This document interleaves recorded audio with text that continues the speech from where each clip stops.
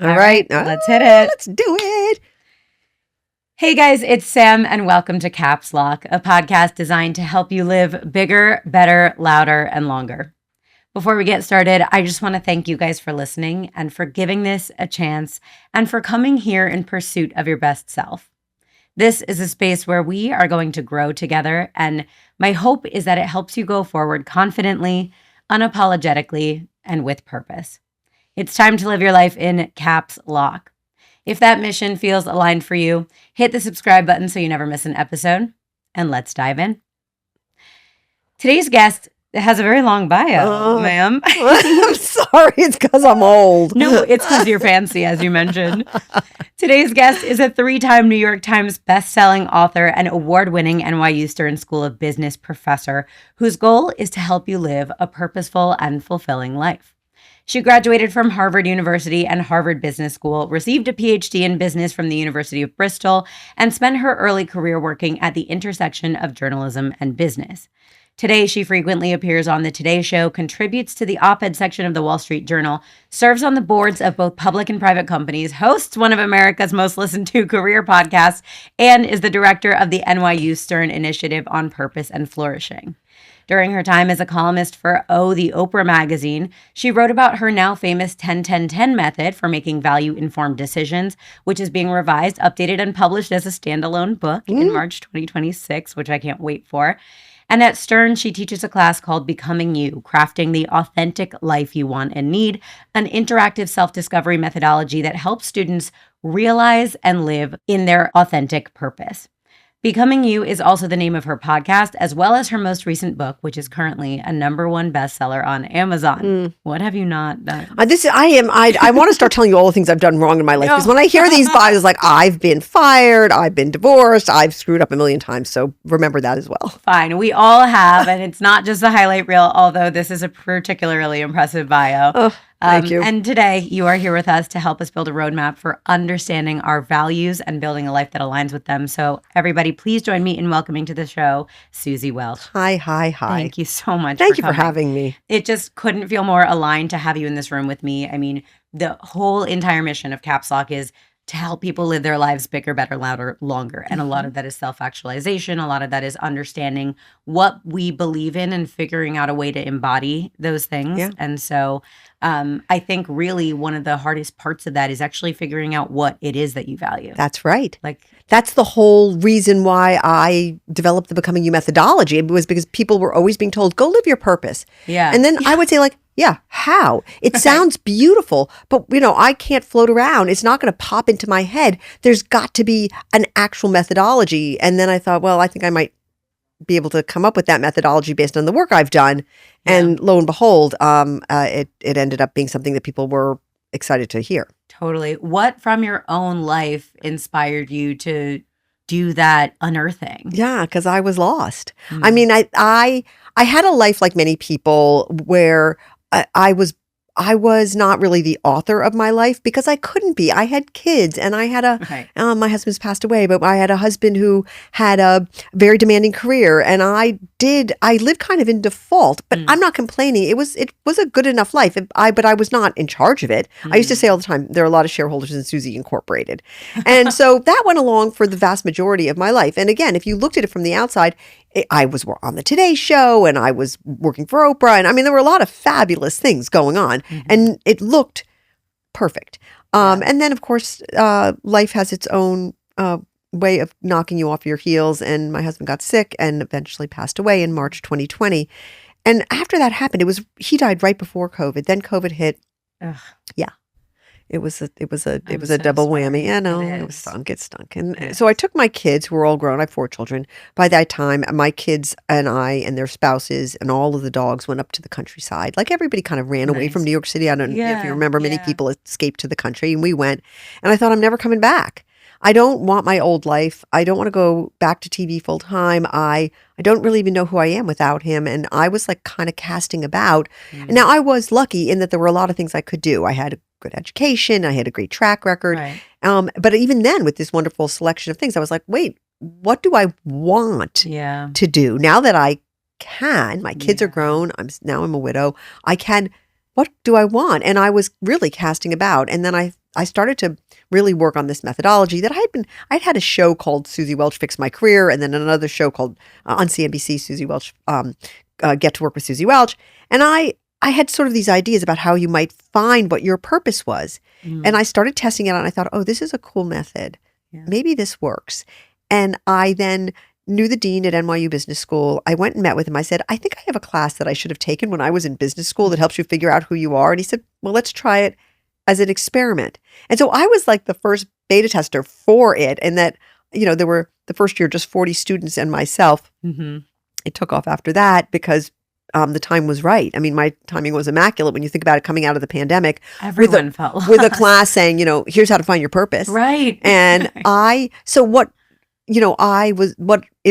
the impetus for becoming you was I had to figure out who I was. And the first semester I took that class right along with my students. So that was kind of an incredible experience. Yeah. An exercise in self-discovery. How you teach it. I think there's no one better to learn from than someone who's doing it themselves, maybe one step ahead of you. Right? Yeah. So it's still fresh. I was barely one step ahead of them. And I actually said to my students, look, I'm taking this along with you. Yeah. This is an experiment for all of us. I'm grateful to you for showing up to this, classroom with this teacher who's never taught before, with this methodology that no one has ever said, go ahead and take this class. And they were like, we're with you, Professor Welch. That's amazing. And then I thought, I really dig being called Professor Welch. You're like, that sounds nice. I know, I liked it. And then one thing led to another, and it ended up that the class did meet people where they were. And they asked me to join the faculty, which was a great honor.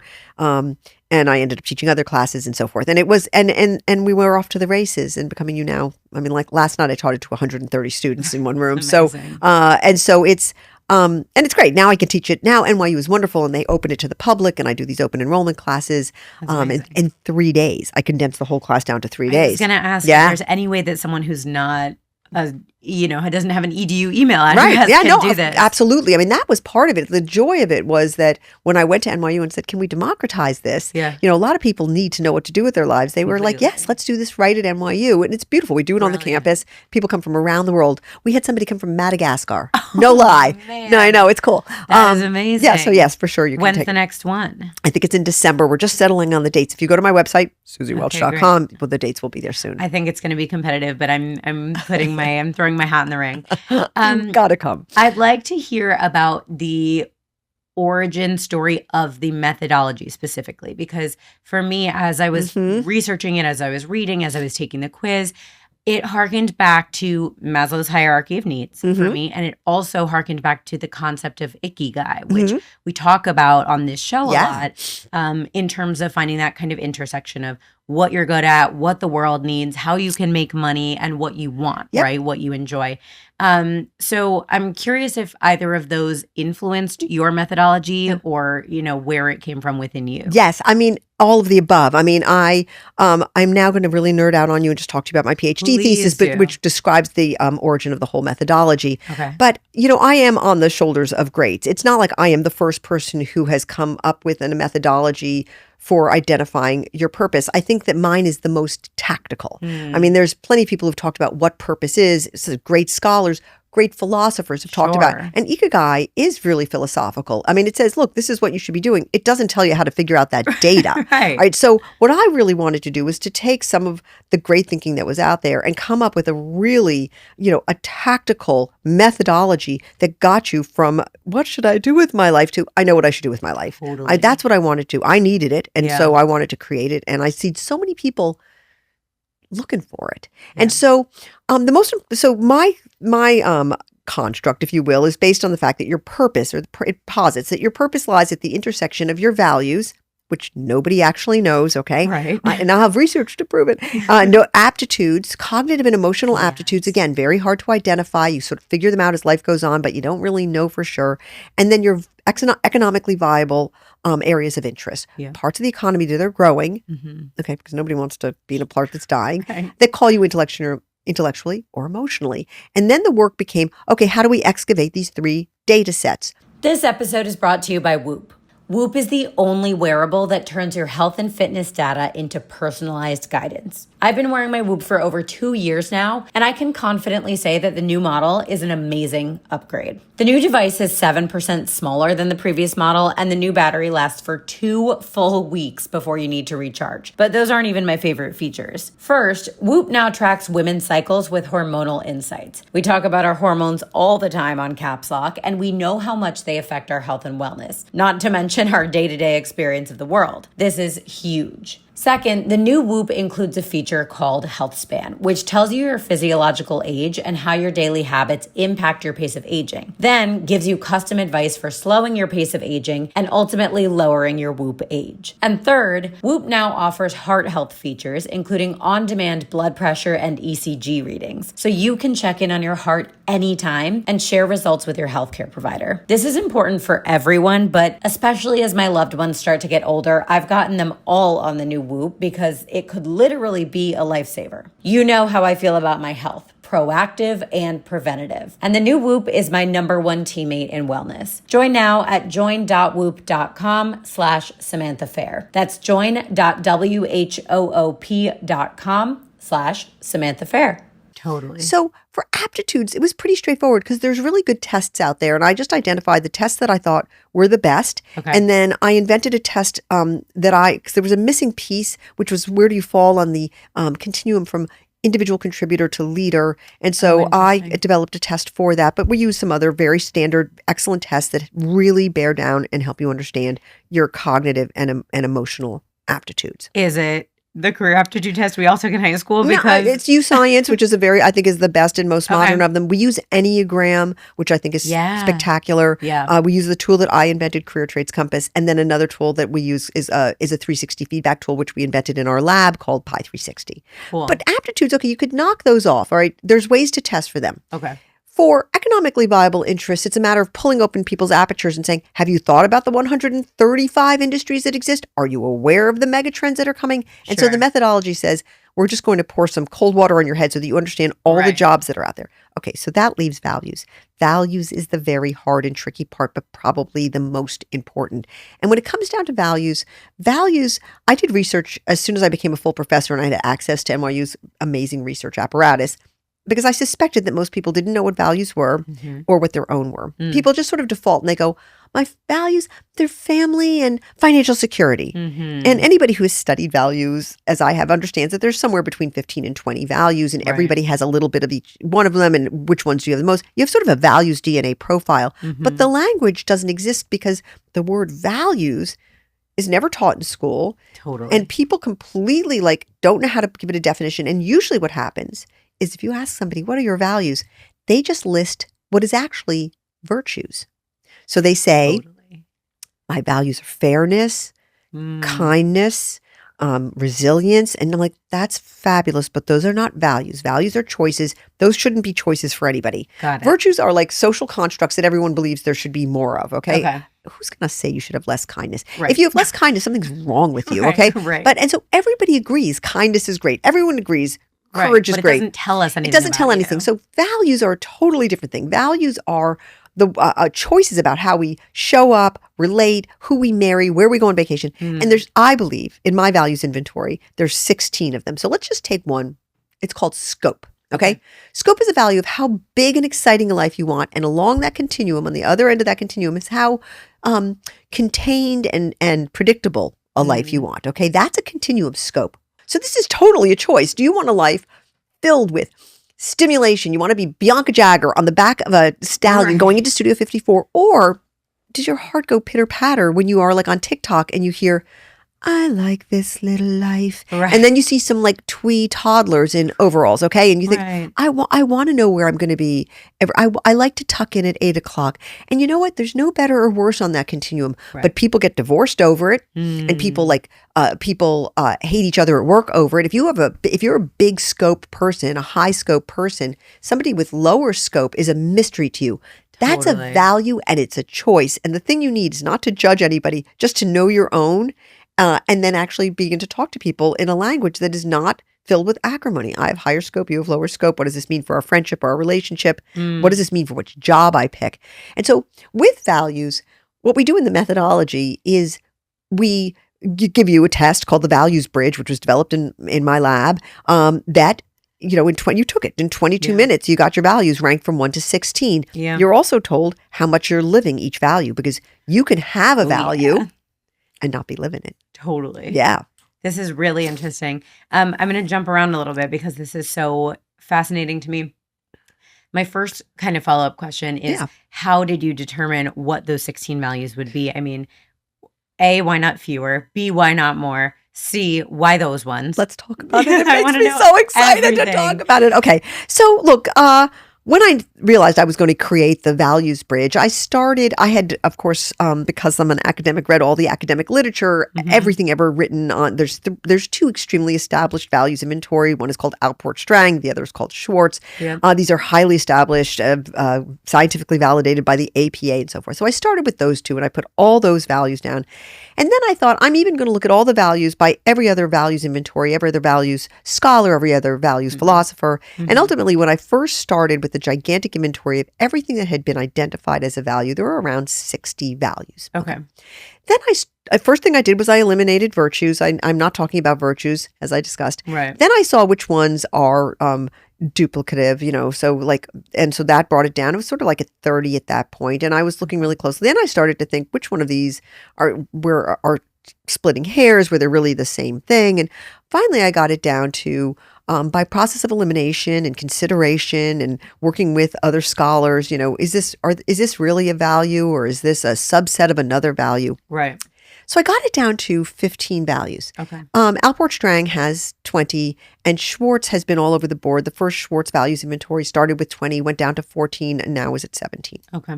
And he's a scholar in Israel, and he revises his regularly.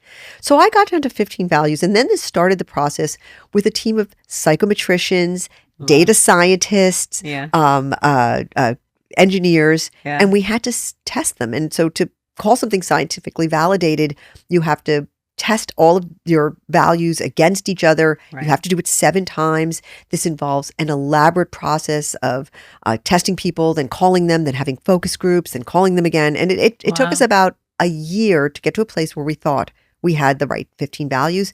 And then we went into beta and we watched the data incredibly closely. And it was just unbelievably exciting to see that where we had landed was playing out, that everything was tracking as it properly should. And finally, we were confident that there were 15 values. Well, I remember, all right, and then, look, every values inventory that has ever been published, either in the scholarly journals or anywhere, sort of in popular literature, has been revised. And I remember, as I sent my book to the publisher, I remember saying to my editor, oh my God, I hope I don't have to revise this. But I probably, I would be the only person who didn't. And look, part of being a scholar is understanding that sometimes, Maslow's hierarchy of needs was revised. Okay. He added several layers to it over time. So I went away and a year went by and the Values Bridge was out there and lots of people, tens of thousands of people, now 100,000 people have taken it. That's amazing. And every now and again, somebody would say to me, but where's my love for my partner? Like, where's my love for my wife? Or where's my love for my husband? And I would say, I believe that is captured in one of 2 love-related values, family centrism, which is using your family as your organizing principle, or belonging, which is the affinity that you have for community or friends. And I think it's kind of interesting looking back that I was doing this work in the years after my husband died. And it's possible I was not able to look directly into this value of really what is marriage and an intimate partnered relationship. So we do certify people in this methodology now at NYU. And I was certifying some coaches in this methodology. And I love and respect our coaches. They're the best of the best when it comes to coaching. I love them so much. And at a break one day, one of the coaches came up to me and she said, Dr. Welch. And I said, uh-oh, right? Because she was not calling me Suzy. Right. No, I know. That's serious. She said, I think you really got to you've got to revisit love. And I said, what is it? And she said, it's not, with my clients, it's not showing up the way it should. And I had already had a little bit of an feeling because of a few results that I'd seen. Not an overwhelming one. I mean, I could have looked away, but I didn't. There was a little tiny leak in the boat. I thought so. So I went back to the team, to the data scientists, psychometricians, and so forth. And I said, I think there might be another value. We have to test it. So we spent 6 months developing the questions, validating them 7 times, and then the data was all pouring in. We called this value belovedness, the value of organizing your life around one intimate partnered relationship. And it could be marriage or it could just be a partnered relationship. So I remember coming into the office and the head engineer was waiting for me, and I could see by the look on her face. And I said, just tell me, is there another value? And she said, there is.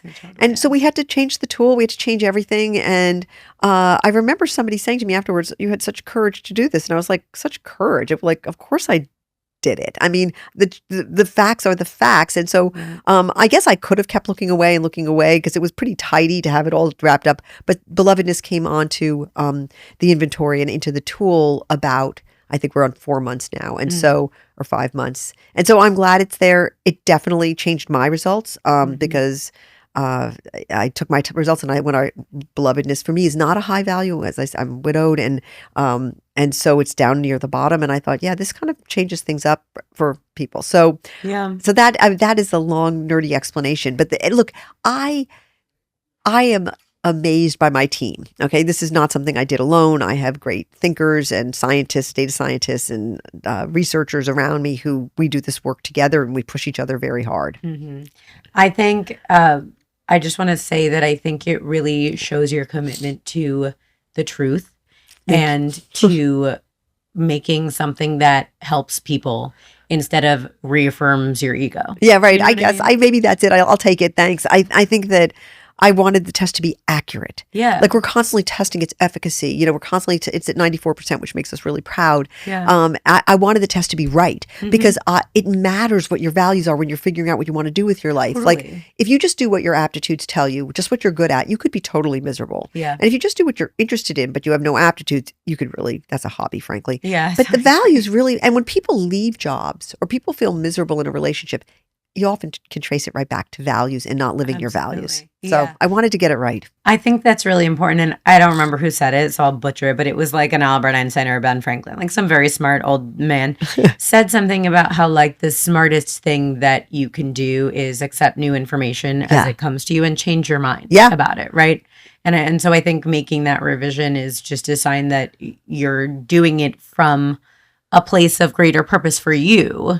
And I think that seems to be really reflected in the efficacy. Thank you. I mean, it's not like I was running into it saying, oh, yippee, there's a new value. Sure. We have to blow up the tool and start again. It was like, it was a ton of work. And it was, every time you get your engineers working, it's like ka-ching, right? I mean, it's like, it is just, but so it wasn't like I was, oh, yay about it, but I did it and I marched right into it. And I thought, let's just do this. Let's get it right. I think that's admirable. And I'll also say what's interesting is that I think anytime you hear the word like coach, I get like instantly skeptical because there are so many grifters on the internet. But what fascinates me about your explanation of the process and the development of the methodology is like how not vague it is. It's so I'm anti woo woo. Yeah. I am like the least woo woo girl you ever met. I mean, I same. can't. I don't. And I think a lot of coaching is woo woo. And I think, like, I look at the coaches and I think, like, how can you coach anyone? You've never done anything, Right. And like, who says you're a coach? Right, like, what kind of certification were you a leader is this? and you're a leadership coach, but you've never led anybody? Right. And so I don't really get it. And so the coaches that we have, many of them are people who have been executives or whatever, but they've got a methodology to help people. I mean, they're not just kind of just plucking stuff off the internet. They're or like going with their feelings, their intuition. Like it really is proven and studied, and there's a lot of logic and process and procedure that goes into it, which I really admire. So I did take the quiz myself. And really was interested in the results. The first thing I want to talk about is I was very surprised by how short it was. I want to know how you formulated these questions and like how you made it. I mean, I think the Enneagram test, I believe, is like hundreds of questions. No, not it. Well, we're actually hot off the presses, we are actually working with Upbuild, which is like the leading think tank on Enneagram, to create a Becoming You Enneagram test, because the Enneagram test right now has very low accuracy. It's like 40 to 60% mistyping. And so we're working to create a better Enneagram. There's so many Enneagram tests out there. And it's torture to take the Enneagram. It's because a lot. You look at the questions and you're like, wait, none of these are true, right? Yeah. So we wanted to keep it to 100 questions because we wanted people to finish it. And that tends to be in the space, like, in the research, at about 100 questions, people start to drop off. So we did that. And people generally takes 22 minutes to take it. And I tell people, go take your time, go away to a quiet place. Don't take it on the subway, because it's asking a lot of you. The questions are not layup. So look, we tested it with a lot of different questions, but we were cognizant that human behavior just has people drop off with tests at a certain point. We tried to keep it right under that. And some people complain it's too long. But you have to get enough data to put together an accurate story. Absolutely. That doesn't bother me because I agree with you. I think the whole picture is more important. And if you're the kind of person who's pursuing this, in theory, you are interested in self-actualization. I was also interested in like the actual language in some of the questions is very like, I prioritize XYZ above all else and nothing will change this.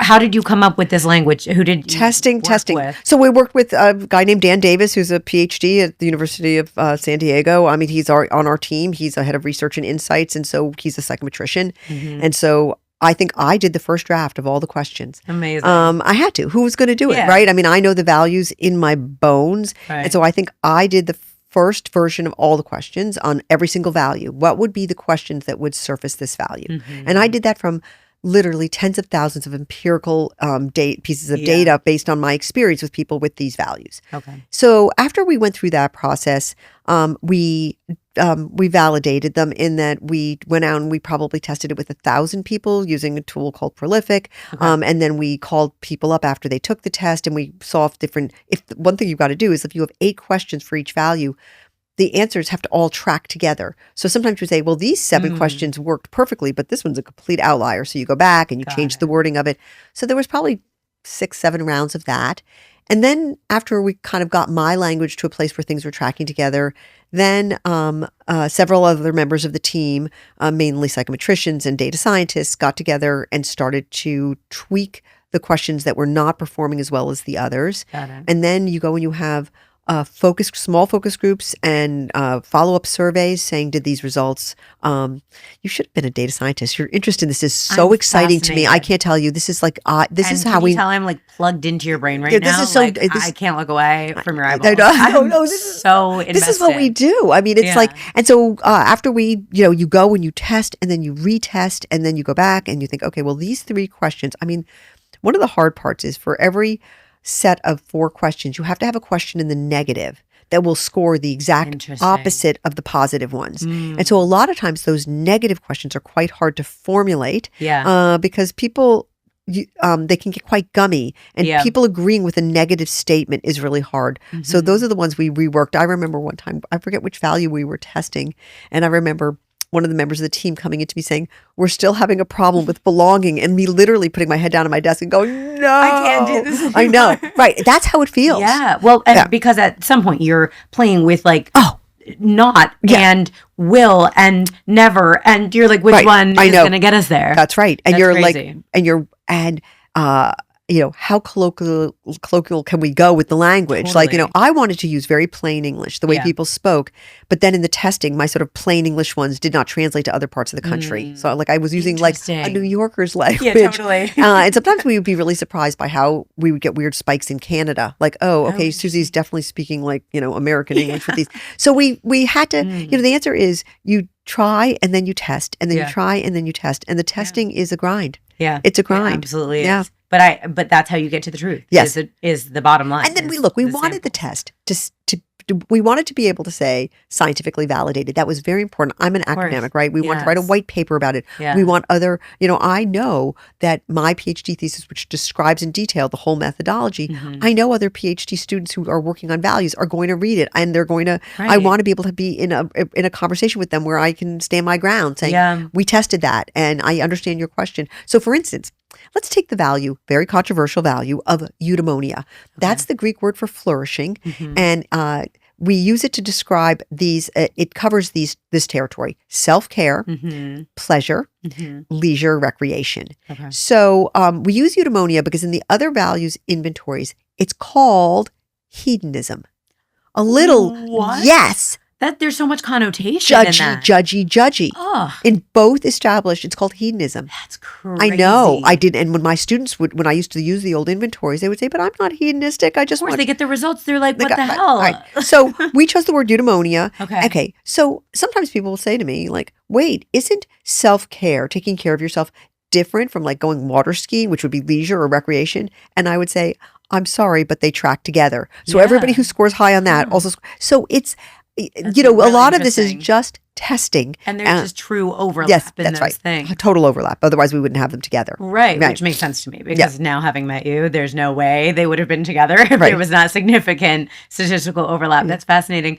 And you said, what, over 100,000 people have taken the Values Bridge? Yes. That's incredible. It is. I'm interested in some like kind of large scale data that has emerged from it. Like what trends so do you see, what much data. commonalities, like what are some of like the craziest ones or like the most exciting ones to you? We have so much data, right? Because we have we have the values of 100,000 people. So By the way, who else can say that? Like I'm not almost straight no up. one. Almost no one. Some people have sort of a mix of aptitudes and values, but straight up values like this, no, it's a data. We cannot believe the data that we have, and we are learning new things every day. So there's some. First of all, we cut the data by generation, and this has yielded some very stunning results. So we had Gen Z's values 1 to 16. And I took a look at it. They were no surprise to me because I teach Gen Z. And so the number one value for Gen Z is eudaimonia, self-care. The second one is voice, authentic. That's authentic self-expression. And then the third is one that we call non-sibby, which is helping other people, the desire to help other people with your life. And the fourth one is affluence, which is interesting because eudaimonia and affluence might be in conflict. But let's just take those top three. I saw them come through. We looked at the data, the whole team: eudaimonia, voice, and non-sibby. And after I saw that data, I started to think about my students, and I thought, I see these values. I understand these values. I'm a total values agnostic. I don't judge anybody's values. Why would I? I don't want my values judged. And I thought, but they're all out there looking for jobs. I think we should do a separate study that asks hiring managers in the knowledge industry, what values are you looking for when you hire Gen Z? Wow. So we conducted a second study of 2,500 hiring managers. We gave them the values and their definitions. And we said, choose the top values that you're looking for. And for hiring managers, all of them over the age of 40 with more than 5 direct reports. Right. We did it like it was a typical hiring manager, over 40 with more than 5 direct reports in a knowledge industry. We took out agriculture. Okay. And their top 3 values that they're looking for are achievement. Okay. Scope, that desire for growth and movement and learning and travel. And then the third value is what we call work centrism, the desire to work for work's sake. So then when you cross-reference that data and you crunch that data together, it ends up that only 2% of Gen Z has the values that hiring managers are prizing the most. Yeah, and 2%. Here's the crux of the job crisis, This is it. So hiring managers are saying, water everywhere, not to drop a drink. I mean, we've got we've got applicants, but they don't have the values we want. And Gen Z is saying, I don't understand what's going on. I've applied for 1,000 jobs and I haven't gotten one. And the answer is, you do not have the values that they're looking for. So then I went to executives that I know who are hiring managers, and I said, what do you make of this 2% number? And they say, this is exactly what we are experiencing right now. And the companies that have a lot of hiring leverage, like brand names, Goldman Sachs, IBM, like all the big Apple, Google, they're going to fight for that 2%. They're going to go find them early and they're going to fight for them. And then the other companies have to decide what they're going to do about it. Are they going to accommodate the values? What they're willing to sacrifice. What they're right. So I wrote a Wall Street Journal article about this amazing finding. And, the Wall Street Journal very cleverly gave it the headline, "Is Gen Z unemployable?" Hilarious. Which of course, right. Okay, that's not what I'm saying. That's not what I'm saying, right? Which got translated as NYU professor says Gen Z is unemployable, and the next 2 weeks were very pleasant. Totally, especially in class. I'm sure. My students. I made a big point in the article to make sure to say that this is not the profile of my NYU students. Right, okay, right. These this are MBA students. There's something. Right. This is the general population. Mm-hmm. But, there was a really a kind of broken reaction to it in that hiring manager said, at last, somebody is saying what we know to be true. Yeah. And Gen Z was basically saying, we don't want your values. You've ruined the world with your values. Why would we want your crummy achievement, work centrism values? Wow. And they didn't help my parents. Wow. And I think this is a conversation we have to have. I mean, this is why I like the fact that the tool's called the Values Bridge, Yeah. because let's talk about it. Yeah. So close the gap. Yeah. Right.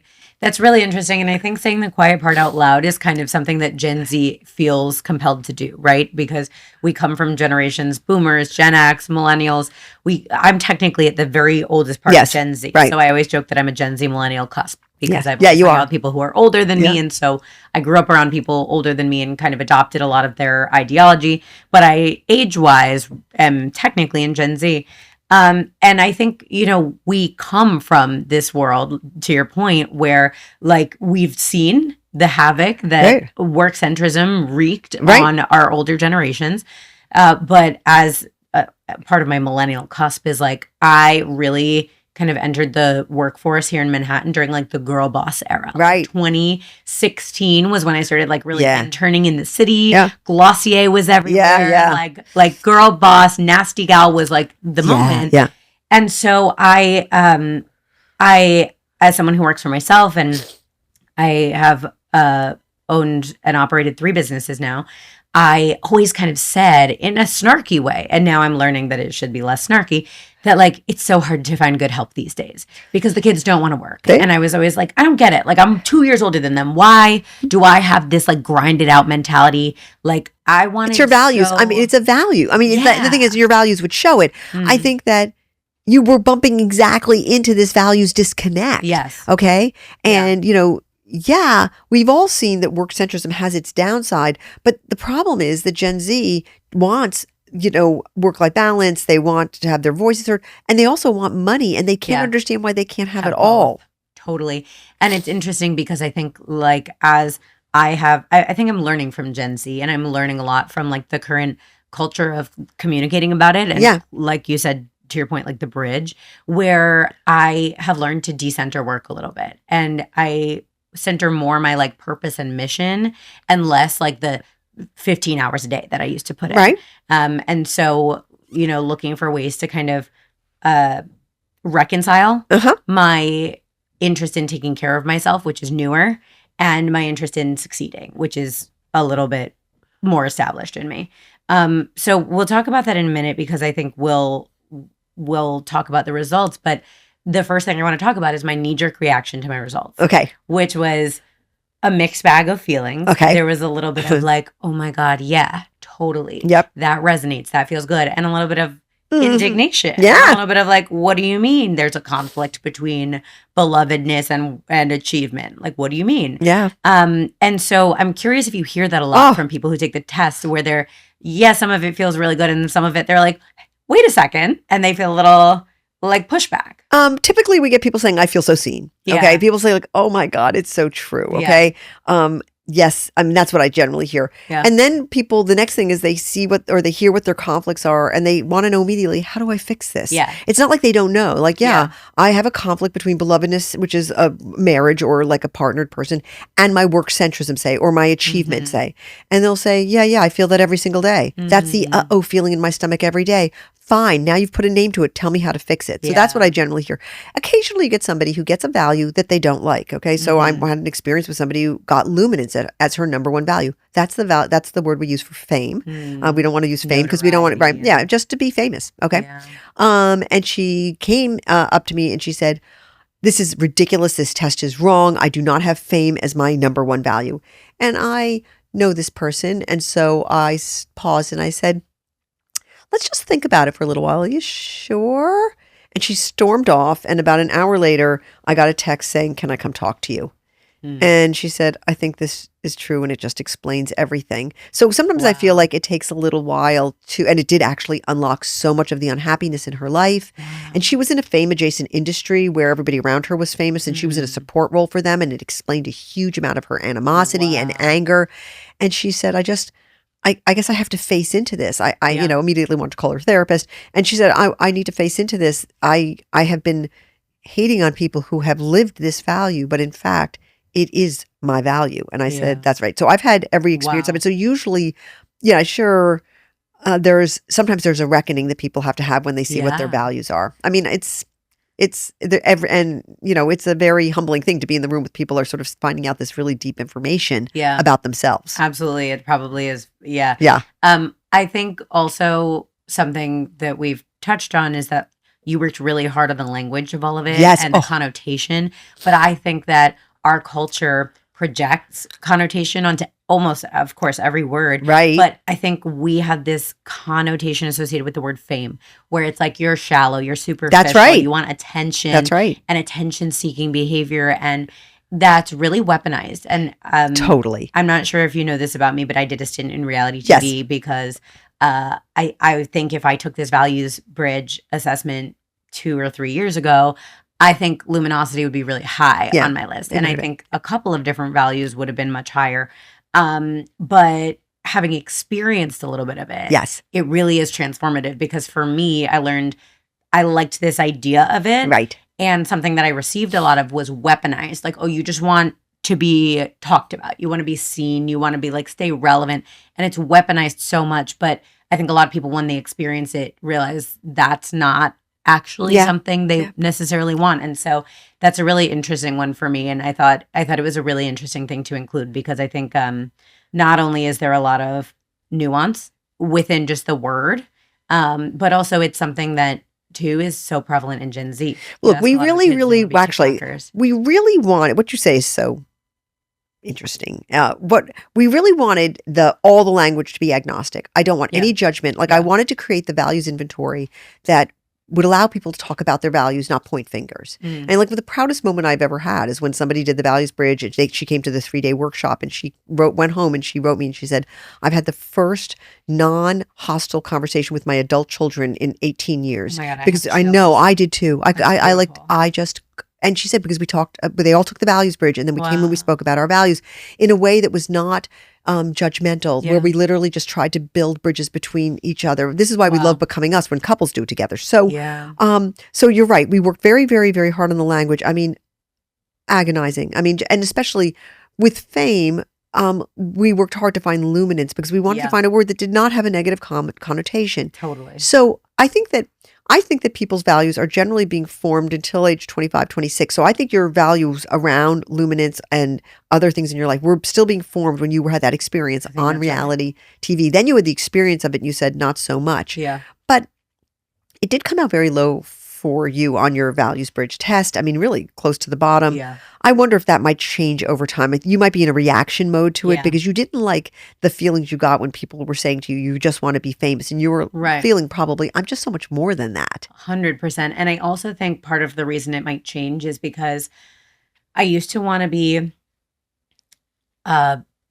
in the spotlight, I guess, or paid attention to for different reasons. Mm-hmm. Like now, I think I have found in this podcast a mission and a purpose that I'm like, forget knowing me, know this. Know this part of me and know this work. But like, I don't care if my face is really attached to it. I just find that for me, extracting the information, the value, if you will, from this conversation is best accomplished by having a face-to-face conversation versus like, I was a journalist in the early stages of my career. I'm a good writer, but I think I believe in an energy exchange. And so for me, this is like the way to bring it out.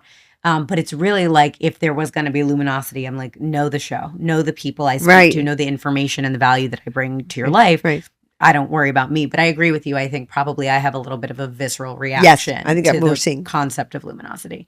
So we can talk about my results a little bit if you want. I'd love to. I'd love to. All right. And I know we're close on time, so I'm going to keep it tight. But my top core values, I think the first one you might find really interesting is belovedness. Yeah. Your brand new one. I know. Baby. Yeah. I mean, I think that we are finding with the data that it's one of these barbell things. It's either very high for people or very low. So it's showing up. This is the value of, that you when you're making decisions or deciding what to do or in any kind of situation, the first thing that goes through your mind is your partner or your desire for a partner. So the belovedness value captures not just if you're in a relationship, but if you desire to be in one.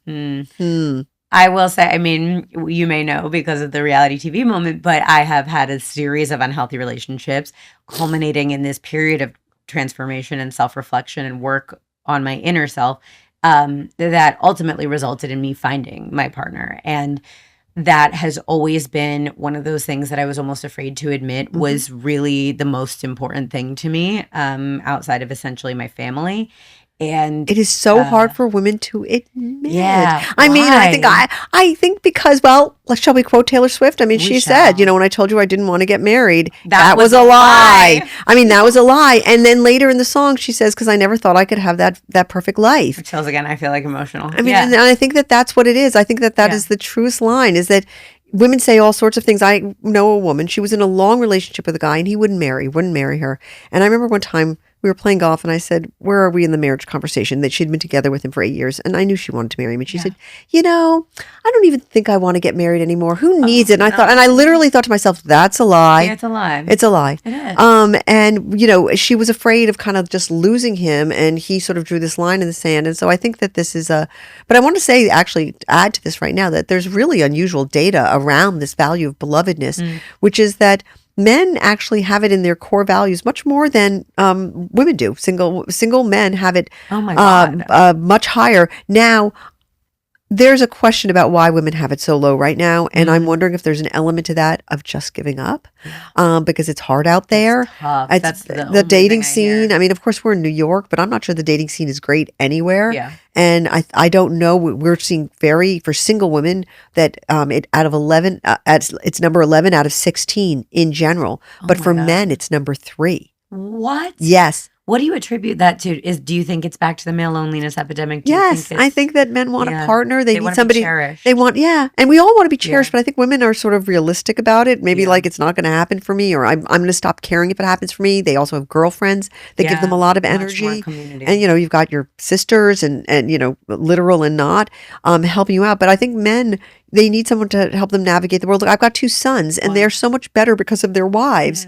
I often joke that I outsource them to their wives, because they need somebody to help them process this complicated world. And they don't have friends, boyfriends, the way we have girlfriends. Yeah. And so we have to dig very deeply into this data, but without a doubt, among single men, it's much higher than it is for single women. Now, I will say the industry where it presents the most starkly for the dichotomy is finance. That men in finance it doesn't feel as surprising as I initially thought it might. I mean, it's very cold, very hard, very and to just demanding to deal with it.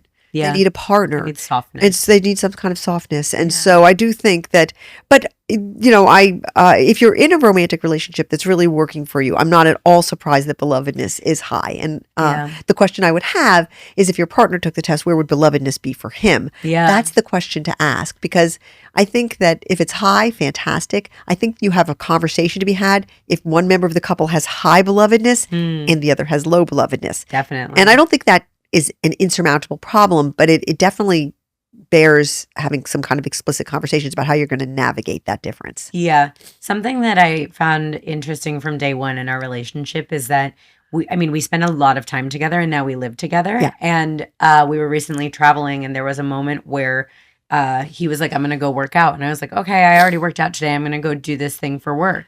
And he was like, you don't want to come? And I was like, we spend every second of every day together. Like, you want me to come? And he was like, well, yeah, like, it's just more fun. And I remember having this moment of like, wow, he's not sick of me. Like, he really wants to spend his time with me. Yeah. And like, I'm his first choice, person to do something with. I would be really interested. I'm going to have him take the test. Wait, what did you do? Did you go with him? Okay. Yeah, 100%. I actually hanging. You'll die. I brought my laptop, and he did his thing on the treadmill, and 5 feet away I did my thing on the computer. But like, I love that solution. We were both happier to be side by side doing like parallel play than we would have been if I were like up in the office and he were in the gym. Right. So it's funny because historically in relationships, I'm always like such a giver and a doer, and I'm always the one who wants to like be there and be around each other all the time.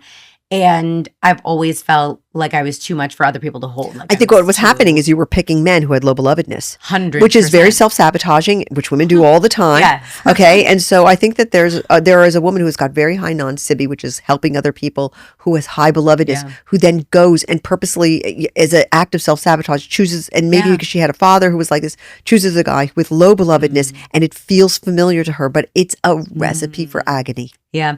I think for me, it was like I was so solidly convinced I could convince them. Yeah. I believed I could. Yeah.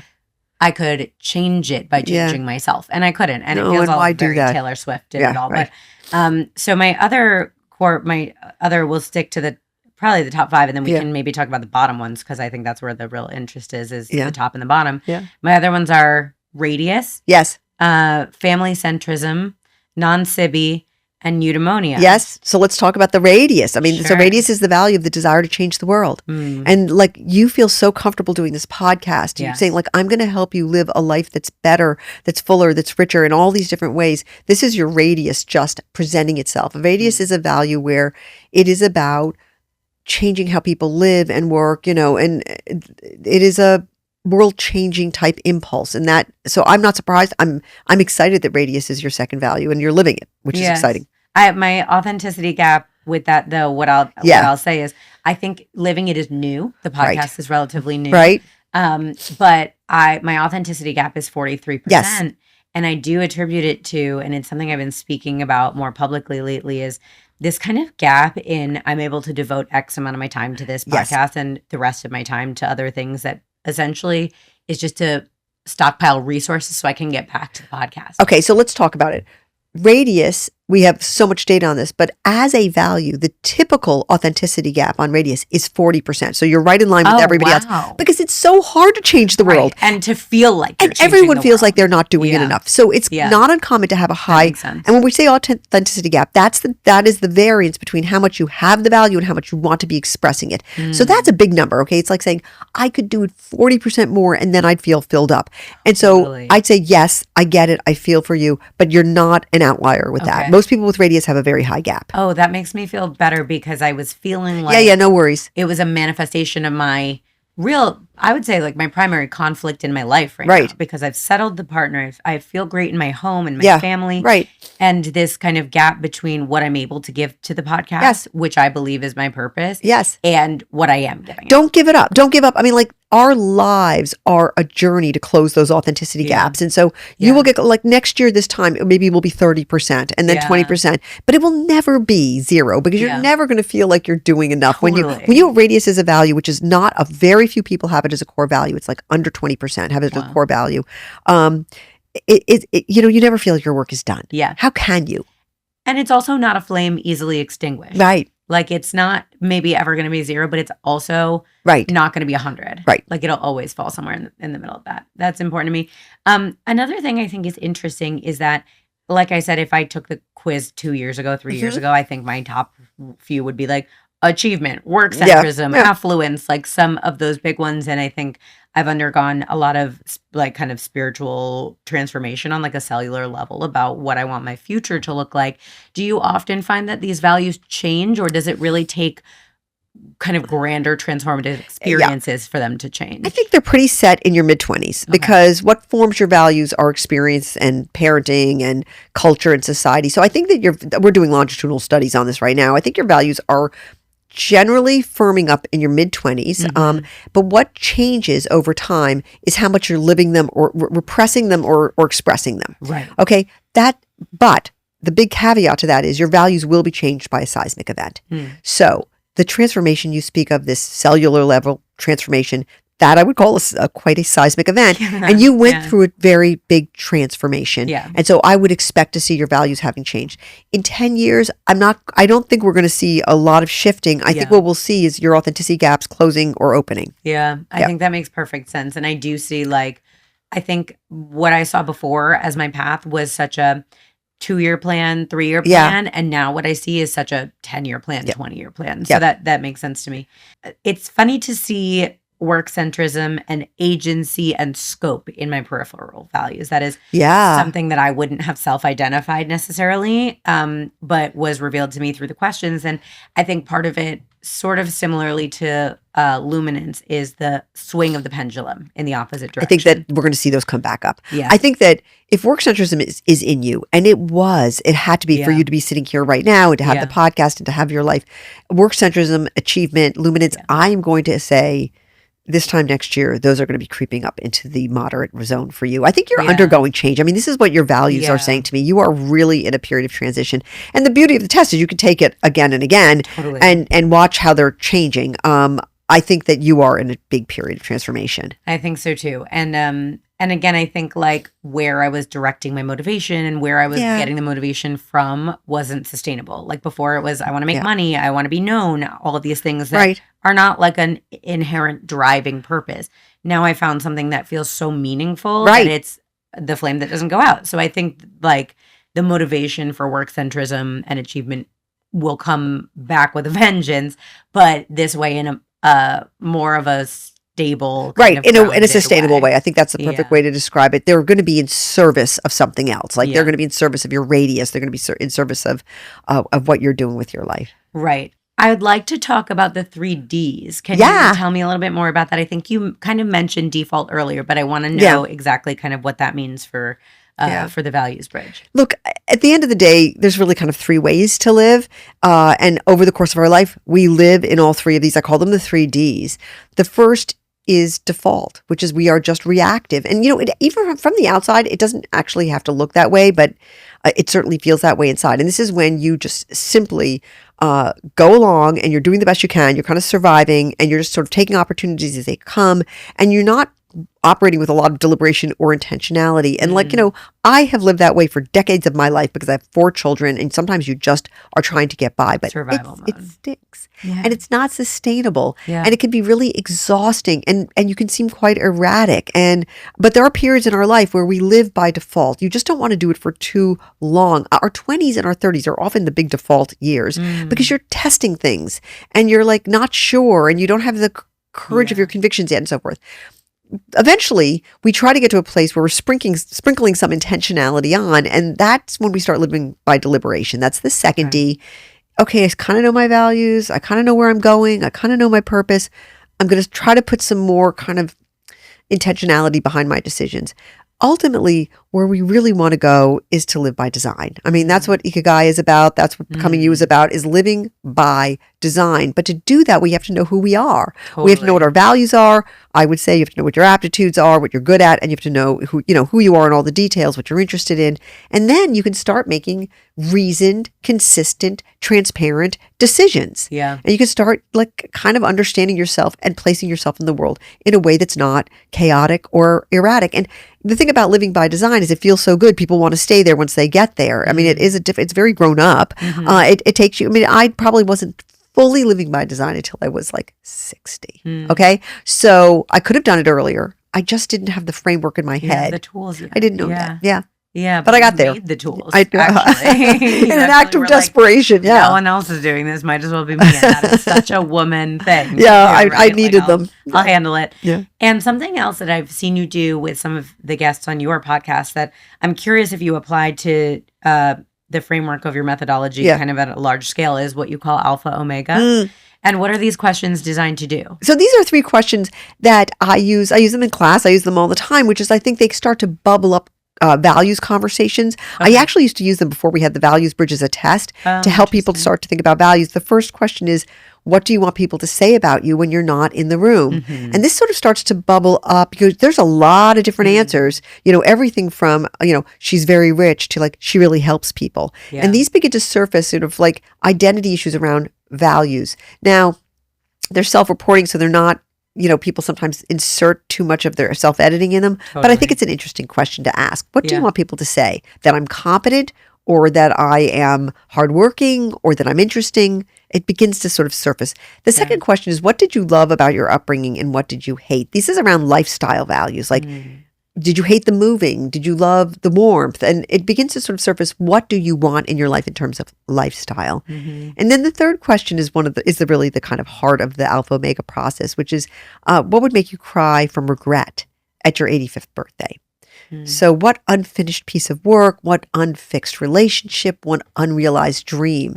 And this can really pop a value. I never wrote the book. Wow. Was there something around achievement or luminance that you have not, confronted? Or what if you said, like, I never reconciled with my father? Is that a value around family centrism that you're not admitting to yourself? And so these three questions have an uncanny way of beginning to loosen us up to start to talk and think about values in a way that's pretty specific. Yeah, I really like that. And something that I like to talk about on here is how I used to think journaling was really embarrassing. Yeah. I was like, what do you mean? You're just writing about your feelings to yourself? Yeah, like, yeah. It's crazy. And I started to do it just as a way to kind of clear my head Yeah. and start every day with a clean slate. And now it like flows out of my pen. Like I can't stop to start my work day. And I think those are great journaling prompts. If you're someone who's like kind of new to this exploration, this methodology, that could be a really good kind of way to ease into it. I think it's a great idea. If there's somebody who maybe you don't have anyone in your life who you feel comfortable talking to about this yet, or maybe you're not really sure what your answers would be. That seems like a really great way to start. And my last real question is, we receive the results, which kind of feels like the biggest step. But I would argue that an equally big step is applying them in the context of our day-to-day lives. And at the bottom of my results page, I saw there's a workbook. Can you tell me a little bit about how people can use that to take their values and actually start living them? Absolutely. I mean, the question people always ask when they get to the end of this is like, okay, now what? And so we created a workbook that asks you questions, gets you to reflect, and then moves you towards action on closing your gaps. And it is, it's meant to help you go through it. I always say, though, like when you get to the moment where you understand your values and your conflicts and your harmonies, find a trusted friend, find somebody who that you feel, a good girlfriend or anybody, a partner, and start to speak in the language of values. Start to try to explain yourself in the language of values. One of the things that we're developing right now in beta is a user manual for if you've gone through this process, then we then can produce from your results a user manual about how you operate in the world. I know that's really cool. It's in beta right now. So we're really, really excited about that. That's coming down the pike. Amazing. I know we all need a user manual. We do. Yeah, we do. For ourselves even. Here's the thing is, like, I always say this, but like the journey of self-discovery and self-actualization and fulfillment and all of that, it's so messy. Oh gosh. And like everything you see, even on like TikTok now, like TikTok used to be a place where like people just said whatever was on their mind and they posted it however they looked and there it was. Right. But now everything is like so curated and so beautiful again. And we're kind of repeating history. That's what people got tired of on Instagram. That's why they pursued TikTok. And now TikTok is doing that. And so the question is always kind of what's that next space of authenticity? But, people go on TikTok to seek out wisdom and to seek out other people's experiences and to connect. And when even that starts to feel curated, it's kind of, where do I go? That feels like a true 0 to 1. Yeah. Like not 0 to 100. I can't attain that lifestyle or the way that looks or feels. Right. But I want step 1, the like ugly step, the messy step, the step where I'm going to cry and like find it and feel it. And this really feels like that. So Thanks. I'm really, really thank you so much. Honored that you're here. And it feels so aligned with, my purpose to speak with you. And I think there are a lot of young women out there and like she's, theys and gays mostly. And then the occasional straight man. It's really just like my boyfriend. Right? I'm like, good, she's, theys and gays. Right. But I think there are a lot of people who could really benefit from this and will find it to be a really effective tool in self-actualization. Thank you so much. I think that you're a purpose doula, as we say, somebody who gives birth to other people's purpose, and you're doing this with your podcast. So thank you so much for having me on. What a beautiful thing. I'm going to put that on my resume. Okay. Thank you, Suzy. And thank you guys for being here. Talk soon.